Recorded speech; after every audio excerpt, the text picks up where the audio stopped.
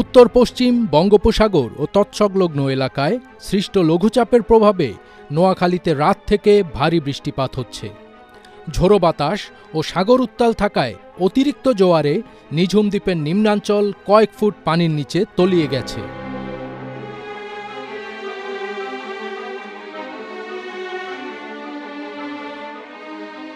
এছাড়াও অতিবৃষ্টিতে জেলা শহর জুড়ে দেখা দিয়েছে জলাবদ্ধতা। নোয়াখালী জেলা আবহাওয়া অফিস জানায়, আজ জেলায় সর্বোচ্চ বৃষ্টিপাত রেকর্ড করা হয়েছে ৯৯ মিলিমিটার। আজ ও গতকালের বৃষ্টিতে নোয়াখালীর সবচেয়ে খারাপ অবস্থা হাতিয়ার নিঝুম দ্বীপ, চালচর, চতলার ঘাট, ঘাসিয়ার চরসহ বিভিন্ন চরের সড়ক ও ঘরবাড়ি। হাতিয়া উপজেলা নির্বাহী কর্মকর্তা মোহাম্মদ আলাউদ্দিন জানান, নিঝুম দ্বীপ ও হাতিয়ায় পরিস্থিতি আরও খারাপ হওয়ার আশঙ্কা করা হচ্ছে। সবচেয়ে ক্ষতিগ্রস্ত হতে পারে নিঝুম দ্বীপের হরিণের।